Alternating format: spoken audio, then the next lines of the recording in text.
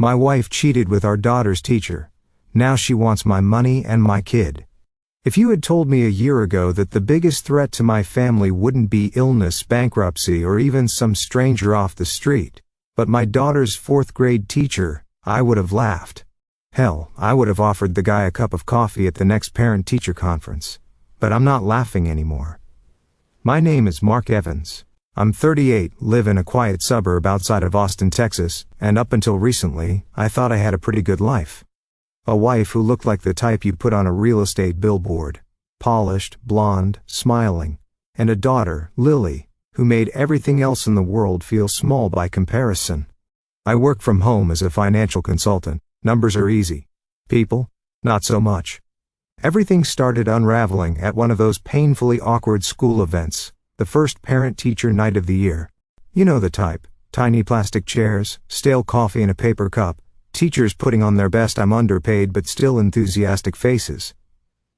That's when I met him. Mr. Kevin Brightman. Tall, fit, that casual kind of confidence that makes you think he's either a great guy or someone who gets away with way too much. He wore one of those teacher-wise sweaters with the sleeves rolled up and spoke to the room like he was trying out for a TED Talk. The moms loved him. I noticed. So did Rachel. She laughed too loud at his jokes, touched his arm when he made a comment about Lili being an incredibly sensitive and bright student. My stomach twitched, but I brushed it off. I mean, what? She was just being friendly, right? Wrong.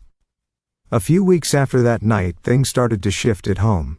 Rachel started volunteering more at school, helping organize events, dropping by to discuss Lili's progress.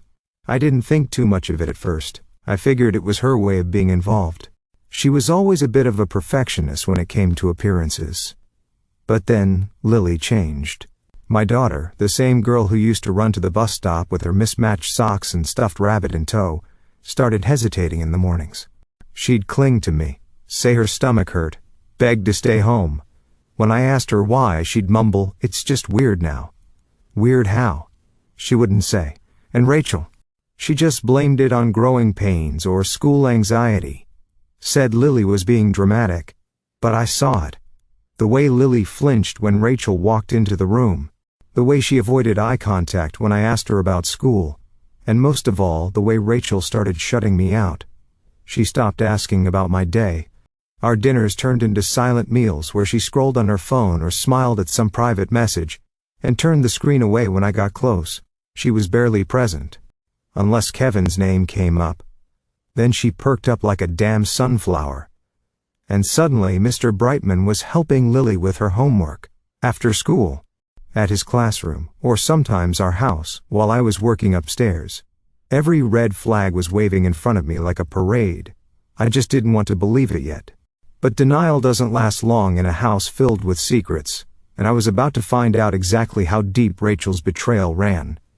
It was a Wednesday night when the illusion finally cracked. I was brushing my teeth upstairs, ready to crash after a long day of spreadsheets and silence. Rachel had said she was going to bed early. She'd been so stressed lately. Said she needed me time. I didn't argue. Lately, arguing only ended with her slamming doors or accusing me of being paranoid. I was about to turn off the bathroom light when I heard it. Her laugh, soft at first, like she was trying to keep it quiet, but unmistakably hers. And then, just loud enough for the words to slice through the drywall, "You're so bad, Mr. Brightman." I froze. No, I didn't mishear that. She was in our bedroom, our bed, laughing and whispering his name like it was some dirty joke between them. Not Kevin, Mr. Brightman, like she liked saying it that way. I didn't barge in. I didn't yell. Instead, I tiptoed down the hall and into Lili's room. She was sleeping soundly, her mouth slightly open, cuddling her rabbit like it was armor against the world. I didn't want to wake her, didn't want her to see the storm breaking. I noticed the old iPad on her nightstand, the one she barely used anymore. That tablet had once been Rachel's, back when we used to share everything, passwords, playlists, dreams. She'd given it to Lili a year ago after upgrading. Out of instinct, I turned it on. No passcode. Maybe Rachel thought kids don't snoop. Or maybe she just got lazy. What opened wasn't a child's world of games and cartoons. It was her messenger app, still logged in. And what I saw, it gutted me. There were hundreds of messages. Late-night texts, inside jokes, flirty selfies, photos. Some of him shirtless in his classroom, grinning like a teenage boy, and worse, hers in ways I can't unsee. Poses I didn't even know she liked. Outfits I'd never seen her wear for me. I can't stop thinking about Monday in your car. You looked so sexy teaching today. Wish I was your bad student. God, I hate going home to Mark after seeing you. Feels like punishment. I couldn't breathe. My hands were shaking so hard I nearly dropped the tablet. My heart wasn't just broken, it was humiliated. This wasn't just sex. This was a full-blown affair with notes, chapters, and a plot twist I never saw coming. I started taking screenshots, dozens. I didn't know what I'd need them for yet, but some primal part of me kicked in. Protect Lili, protect yourself, don't let her gaslight you again. The next morning, I told Rachel I had an early client meeting across town. Kissed her on the cheek, she flinched, and laughed like everything was normal. It wasn't. By noon, I made up an excuse, told my client I'd reschedule, and headed back home. I parked a block away and walked the rest. My hands were cold, but not from the January air, from knowing what I might see. And I did see it. Through the living room window. There they were, on my couch. Rachel in one of my old college t-shirts, the same one she used to wear on lazy Sundays, when we still laughed together. Kevin had his arm around her. They were drinking wine in the middle of the damn day, laughing like this was their house, like I never existed. That's when it stopped being a suspicion. That's when it became war. She didn't even deny it. When I walked through that door, Rachel turned her head like I just interrupted a sitcom. Kevin froze, wine glass mid-air, like some guilty teenager caught at his girlfriend's house. "Rachel," I said, voice cold, "get out." She blinked. "Excuse me? I want you out of this house. Now." A silence fell, not heavy, not tearful, just awkward, like I'd ruined their afternoon date. Kevin had the nerve to stand up. "Hey man, maybe we can—" I stepped toward him. "You don't get to hey man me in my living room. This is my house, my kid's house, and you're just the creep who crossed every damn line." Rachel rolled her eyes. "Oh, don't be dramatic, Mark. This has been over for a while. You just didn't want to see it." She didn't cry, didn't apologize. She grabbed her purse, tossed a glance at Kevin, and said with a smirk, "I'll grab some stuff later." Then she walked out, with him. Not a single word about Lili. Not one. That night Lili came home from school humming some song, her backpack bouncing on her shoulders. She dropped it by the door and looked around. "Where's Mom?" I froze. I'd rehearsed answers in my head all day. Nothing sounded right. Nothing sounded kind enough or strong enough. "She had to go somewhere for a little while," I said carefully. "She'll call soon, but she won't be staying here for now." Lili blinked up at me. "Did she go to a hotel?" I swallowed. "No, she's staying with someone else." The pause between us felt like a chasm. Then she whispered, "Is it Mr. Brightman?" I felt my knees buckle. "How do you—" I saw them hugging. At school. She kissed him when she thought no one was looking. Her lip trembled. "I thought maybe I dreamed it, but I didn't, huh?" I shook my head. "No, sweetheart, you didn't." She didn't cry that night. Not then. She climbed into bed quietly, pulled the covers over her head like a fortress, and didn't speak another word. But at 2:13 a.m. I woke to the soft sound of sobbing. I walked into her room. She was curled in a ball, clutching her stuffed rabbit like it could save her. The nightlight cast shadows on the wall, long and trembling, like her breath. "I'm scared," she said. "I don't want to sleep alone." I didn't hesitate. I lay down beside her, held her close, and whispered, "I'm here. I'll always be here." She cried into my chest for what felt like hours, and I made a promise. Silently, but with everything I had. No one, not Rachel, not her pet teacher, not her smug mother, was going to break my daughter. Not while I was breathing. The thing about people like Rachel? They don't fall. They drift. Slowly, silently. And then they hit the ground so hard they expect everyone else to cushion the blow. She moved in with Kevin, surprise, surprise, into his cramped one-bedroom apartment above a dry cleaner. Classy. I only knew because Lili had to go there once for a mandatory visit. She came back quiet, holding her backpack like it weighed 100 pounds. "He yelled at me," she said that night. I looked up from the kitchen table. "What do you mean?" "Kevin," she mumbled. "I took a yogurt from the fridge and he screamed. Said I was wasting his groceries." She looked up at me. I wasn't even hungry. I just wanted something cold. My blood went cold. That same week Rachel lost her job. Marketing firm cut her loose. Downsizing, they said. Or maybe showing up late and emailing clients from Mr. Brightman didn't sit well with corporate. A few days later, my phone buzzed. Rachel's lawyer, we're requesting 50/50th custody and appropriate child support. I almost dropped my coffee. Child support? She hadn't called Lili once in 5 days, not even a goodnight text. And now she wanted to be supermom, with a paycheck from me? It would have been funny if it hadn't been so disgusting. I didn't shout. I didn't fight. I started recording. Every call. Every time she forgot to pick Lili up from school, I logged it. Every text she sent late at night, can you keep her this weekend? Kevin and I need us time saved. Lili started asking questions. Why does mommy forget me? She doesn't mean to, I lied. She's just busy right now. But even Lili, at 9 years old, wasn't buying it anymore. She only talks to me when Kevin isn't home, she said. And she never remembers what I like. She gave me a tuna sandwich. I hate tuna. She did.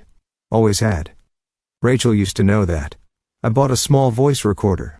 Kept it in my jacket. Whenever Rachel came to pick Lili up, I'd record the whole thing.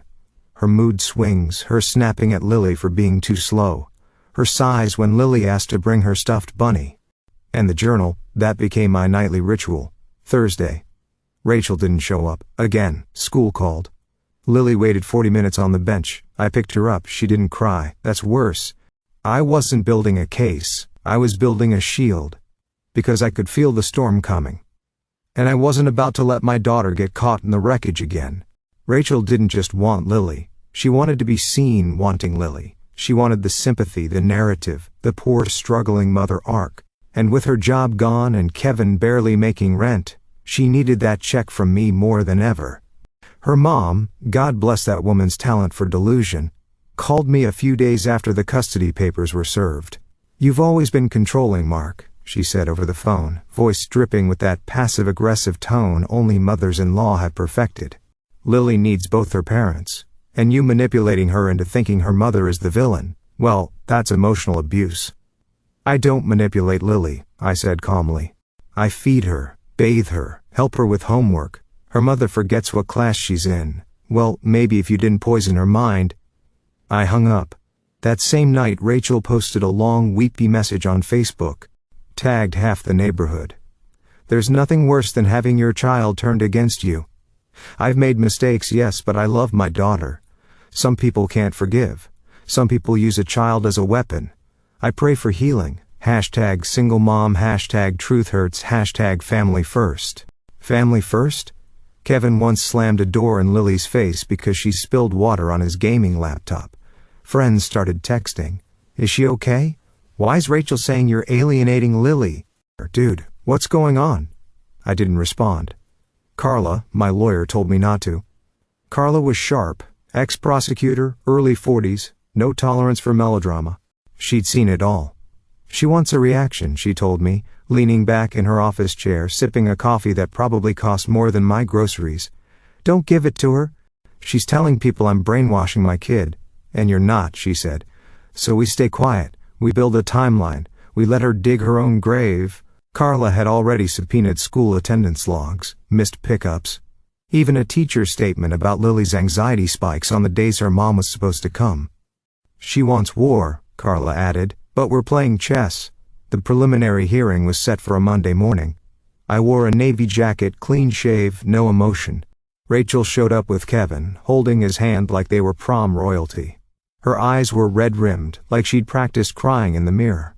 Her lawyer was a polished woman with fake empathy and a laminated binder full of fiction.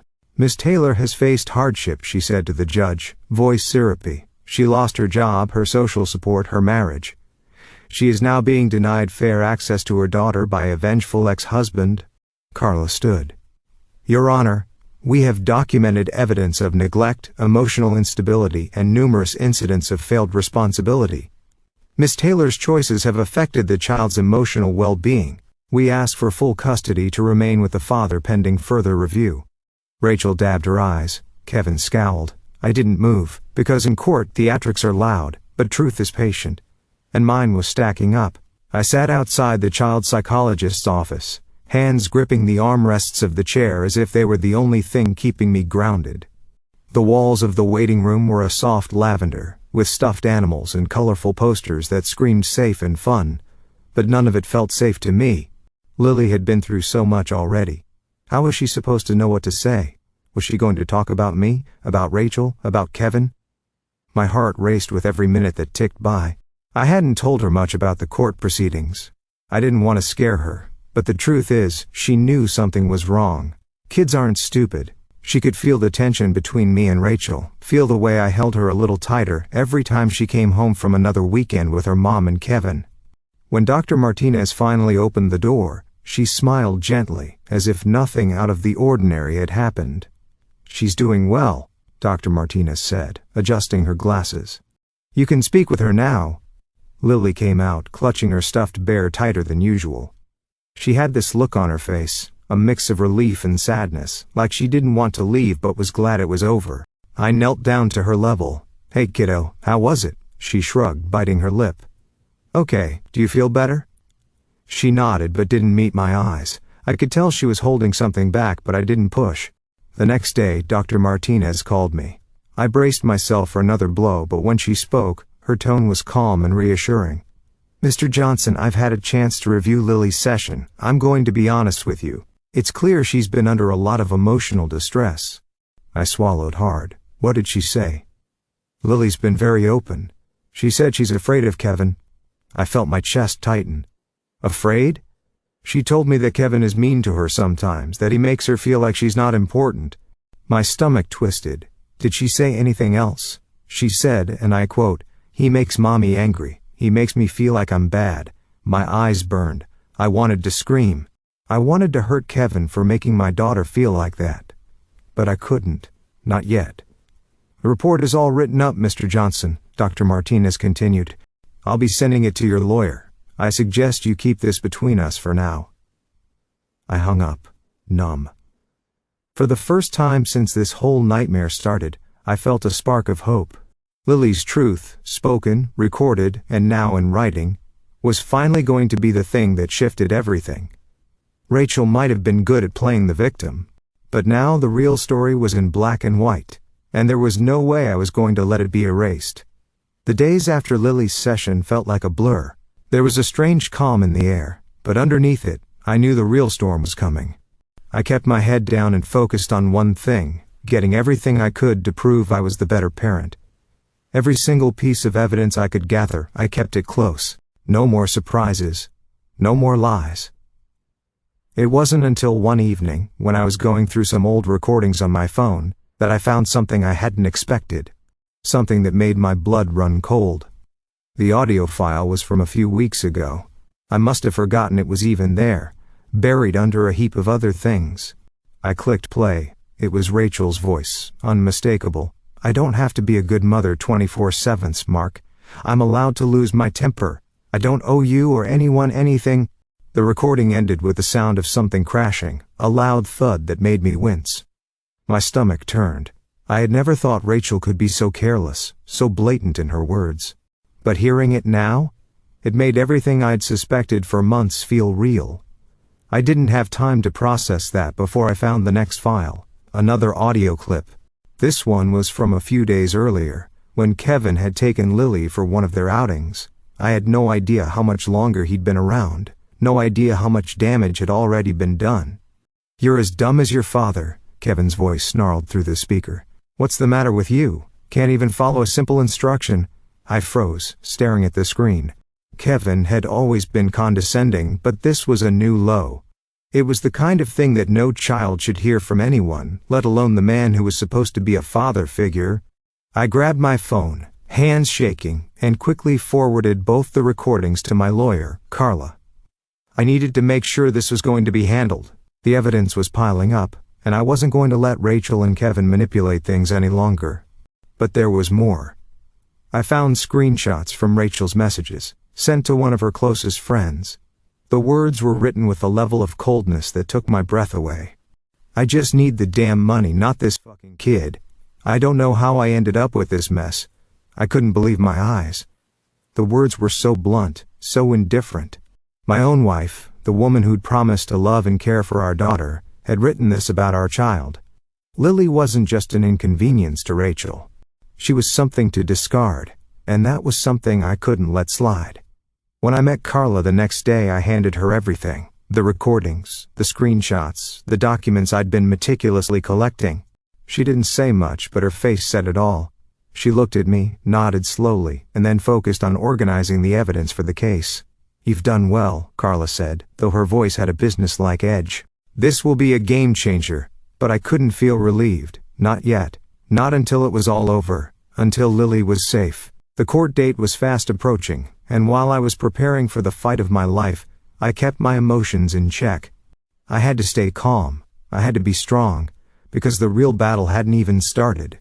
The courtroom was colder than I expected, the kind of sterile cold that made you feel small, insignificant, like you were just one more number in a long line of cases. But when the doors closed behind me, and I saw Rachel and her mother sitting there, my nerves were replaced with a steady anger. It was finally happening. The battle I had been preparing for, collecting evidence for, was now here. Carla and I sat at the table across from Rachel and her lawyer. Rachel, wearing a mask of faux calm, glared at me as if I were the one who'd wronged her. I could feel my pulse pounding in my ears, but I kept my eyes steady on the judge. The judge was a middle-aged man, who looked like he'd seen enough of these cases to last a lifetime. He leaned over his glasses and nodded to both lawyers, giving them the floor. "Miss Carlson," the judge began, addressing Carla, "you may present your case." I held my breath as Carla stood, organizing the stacks of documents she'd carefully prepared. She was calm, collected, and focused, exactly what I needed her to be. Carla had been my rock throughout this process, and now she was about to lay everything out. Carla began with the first piece of evidence. "Your Honor, I present a series of audio recordings, where we can clearly hear Miss Barnes, the respondent, admitting to her inability to provide proper care for her daughter." She played the clip, the words slicing through the room. "I don't have to be a good mother 24/7, Mark. I'm allowed to lose my temper. I don't owe you or anyone anything." The courtroom was silent save for the soft hum of the speakers.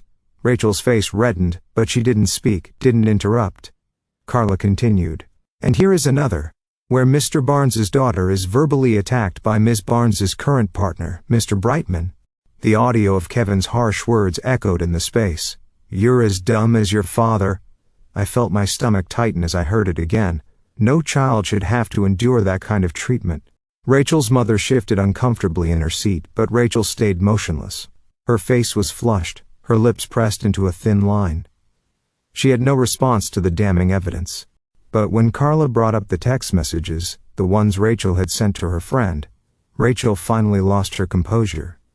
"I just need the damn money, not this fucking kid. I don't know how I ended up with this mess," Carla read aloud, her voice steady. The words were like a slap in the face. Rachel's breath hitched, and I saw her fingers curl into fists under the table. Suddenly, Rachel stood, her chair screeching across the floor. "This is ridiculous," she screamed, her voice shrill. "How dare you go through my private messages? How dare you stalk me like this?" The judge raised a hand to silence her. "Miss Barnes, please remain calm," he ordered firmly. But Rachel wasn't done. She turned to me, her voice dripping with fury. "You think you're so much better than me, don't you? You've been spying on me, gathering these stupid tapes, trying to ruin my life, our life. You're a monster." The outburst didn't faze me. I had expected it. What I hadn't expected was the sound of sobs coming from the corner of the courtroom. I glanced over to see Rachel's mother, her face streaked with tears. She was covering her mouth, clearly distraught. But I couldn't care less. This wasn't about Rachel's mother. This was about Lili.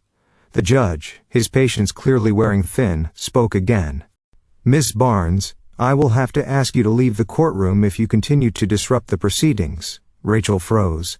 The fire in her eyes dimmed, and she sank back into her seat, her hands shaking. The judge turned to Carla.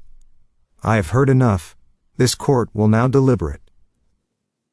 Minutes later the judge returned, his expression serious. "After reviewing the evidence presented and considering the best interest of the child, this court has decided that Miss Barnes will only be granted supervised visitation with her daughter. and only under the strict supervision of Child Protective Services. Rachel's face crumpled in disbelief. She opened her mouth to argue, but the judge's sharp gaze silenced her.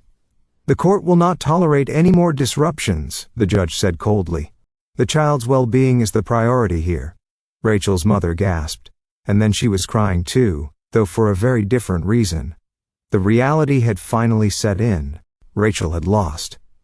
And I'd won. But as I stood up, relief washing over me, my thoughts immediately turned to Lili. This wasn't over. The battle might have been won, but there was still so much more to be done. Lili was my priority now, and I wouldn't stop until I had her safe and sound, away from the toxic chaos that Rachel and Kevin had created. It's amazing how peaceful things can feel after a storm has passed. The chaos that had consumed my life for so long had finally quieted down, and what was left, standing in its place, was the calm I'd been craving. Lili sleeps through the night now. I used to worry about her, about the nightmares, the fear that would sometimes make her cry in the middle of the night. But now when I peek into her room, she's curled up with her stuffed bunny, her little face peaceful, her breaths even and slow. I've become the one who stays close at night, reading her stories, whispering words of comfort until she drifts off. Every evening, before bed, I tell her about the adventures of the characters in her favorite books. The fairy tales we both love, the princesses, the knights, the dragons. They've all become part of our little world. I make sure Lili knows that there is no fear anymore. No more fights, no more yelling, just us. Every Sunday morning, we make waffles together. The kitchen is filled with the sweet scent of syrup and fresh batter, and I treasure these moments with my daughter. We laugh together, the sound filling the house, and for the first time in a long time, I feel like I'm doing something right. She's safe, she's happy. That's all that matters now. Then, one afternoon, when the silence in the house had stretched too long, my phone rang. I almost didn't recognize the number, but when I saw the name, I knew who it was. Rachel. I hesitated for a second before answering. "Hello?" I said, trying to keep my voice steady. "You ruined everything," Rachel's voice crackled through the speaker, low and bitter. "You took away my life. I had everything, and now I have nothing." I could hear the rage in her words, the frustration, the sense of betrayal, but I wasn't going to let her drag me into her chaos again. Not this time. "No, Rachel," I said, my voice calm, almost detached. "You destroyed everything yourself. I didn't ruin anything. I protected what you wanted to throw away for a quick check." There was a long pause on the other end. I could hear her breathing heavily, the anger still palpable in her silence. But this time, there was no triumph in her voice. There was nothing left to say. Rachel hung up without a word, and I didn't feel the usual weight of frustration that her calls once brought. It felt like I was finally free. That evening, as Lili sat at the kitchen table, coloring with her crayons, she paused and turned the page around to show me. It was a drawing of the two of us, hand in hand, a simple picture of father and daughter. There were hearts around us, and the words written in her little handwriting, clumsy but sweet, read, "Me and Daddy, my home."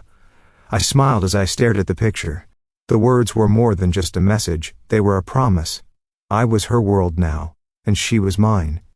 I took the drawing from her and held it close. The weight of it, of everything I'd done to protect her, to keep her safe, settled on my chest like a comforting weight. This was my world now, my daughter, my home. And as long as I had her, I knew everything would be okay.